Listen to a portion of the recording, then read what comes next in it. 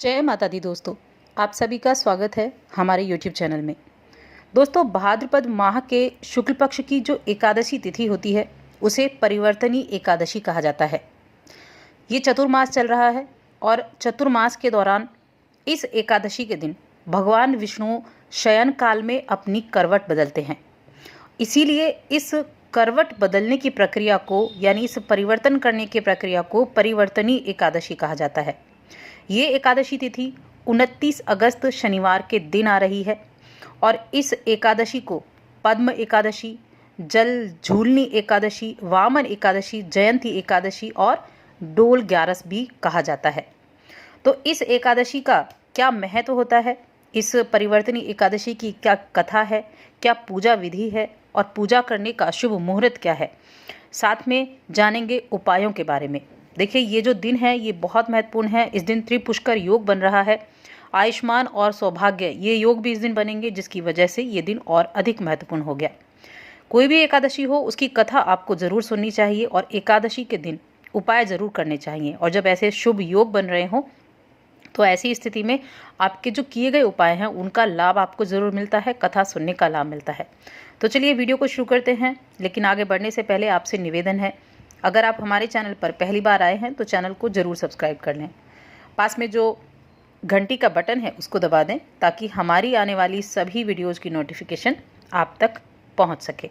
अगर इस एकादशी तिथि के शुभ मुहूर्त की बात करें तो ये एकादशी तिथि 28 अगस्त 8:40 से शुरू होगी और ये एकादशी तिथि समाप्त होगी 29 अगस्त सुबह 8:19 पर।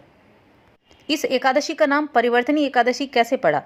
देखिए, चौमास यानी आषाढ़, श्रावण, भादो, अश्विन के माह में भगवान विष्णु सोए रहते हैं, इसीलिए इसको चतुर्मास कहा जाता है, क्योंकि 4 महीने भगवान विष्णु निद्रा में होते हैं और तब कोई शुभ कार्य नहीं किया जाता है, शादी वगैरह ये बंद होते हैं।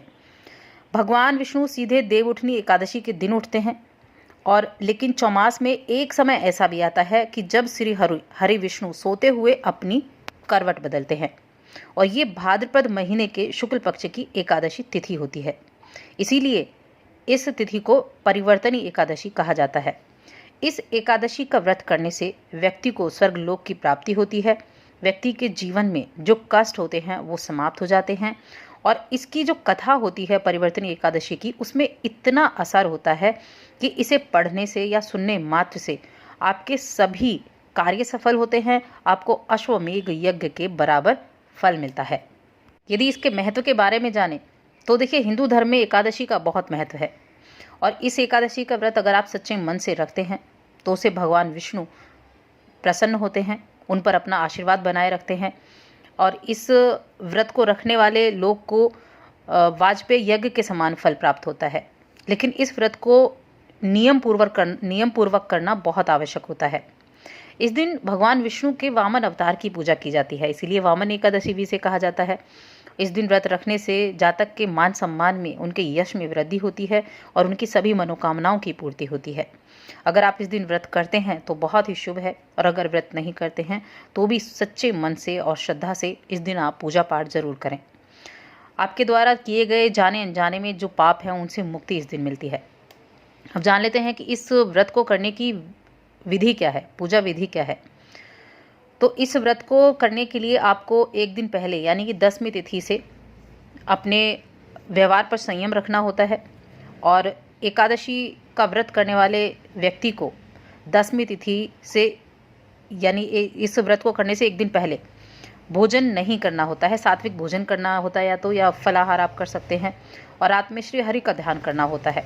उसके बाद एकादशी के दिन सुबह जल्दी उठकर स्नान करें, साफ वस्त्र धारण करें, हाथ में जल लें और व्रत करने का संकल्प लें। अपनी पूजा स्थल की अच्छे से सफाई करें। गंगाजल का छिड़काव करने के बाद विष्णु जी की प्रतिमा या आप चित्र को स्नान कराकर वस्त्र आप वहाँ अर्पित कर सकते हैं। उसके बाद भगवान विष्णु जी के सामने एक घी का दीपक जलाएं, विधिवत पूजा अर्चना करें। उन्हें अक्षत, फूल, मौसमी फल, नारियल और मेवे आप अर्पित कर सकते हैं। पूजा में तुलसी के पत्ते रखना बहुत ज़रूरी होता है। बिना तुलसी के पत्तों के ये पूजा शुभ नहीं मानी जाती है, पूरी नहीं मानी जाती है। उसके बाद धूप दिखाकर श्री हरि विष्णु की आरती करें और इस एकादशी की कथा सुने या सुनाएं।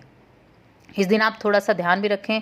एकादशी का व्रत करने वाले लोगों को झूठ बोलने से बचना चाहिए, किसी की बुराई नहीं करनी चाहिए। और अगर आप इस दिन दान करते हैं तो उसका कई गुना आपको मिलता है। आप दही का दान कर सकते हैं, चावल का, अन्न का दान कर सकते हैं। व्रत रखने वाले युवक को अन्न ग्रहण नहीं करना है। युवक हो, युवती हो, जो भी व्रत रखता है, शाम के समय फलाहार आप कर सकते हैं।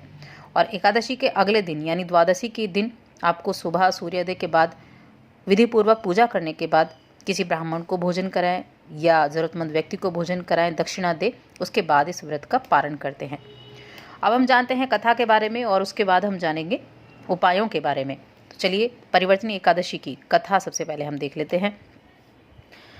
परिवर्तनी एकादशी के दिन इस कथा को पढ़ना या सुनना बहुत ही शुभ होता है।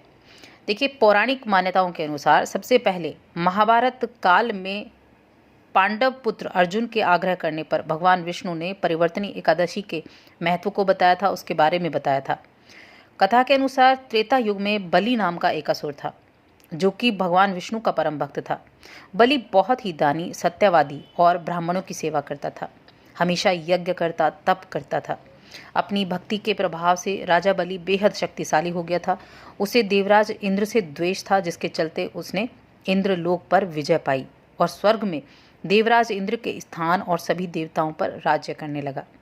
बलि से भयभीत और परेशान होकर देवराज इंद्र और सभी देवतागण मदद के लिए भगवान विष्णु के पास गए और भगवान से रक्षा की प्रार्थना की।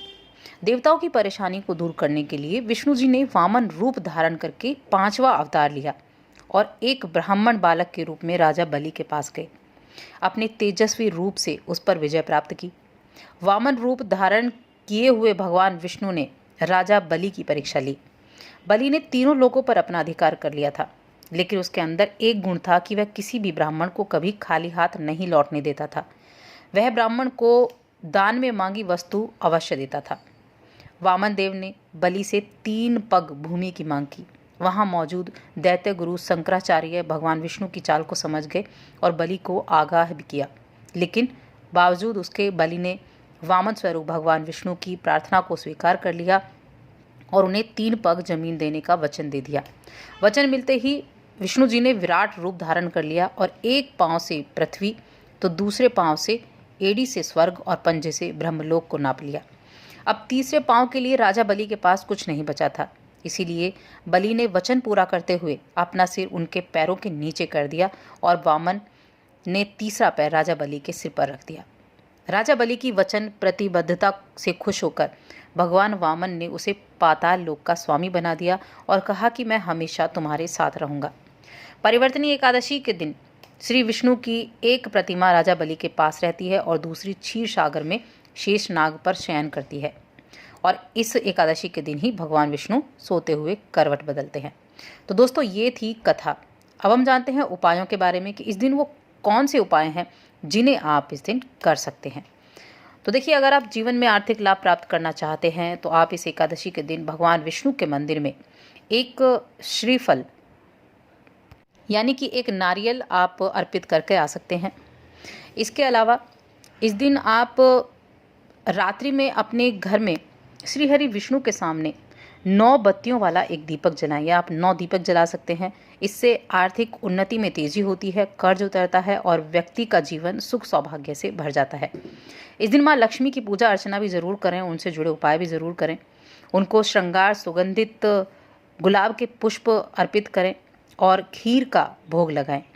रात में अगर आप श्री सूक्त का पाठ करते हैं तो इससे अटूट लक्ष्मी की प्राप्ति होती है। तो दोस्तों, और अधिक ऐसी जानकारियों के लिए चैनल को सब्सक्राइब कर लें। वीडियो को लाइक और शेयर करना बिल्कुल ना भूलें।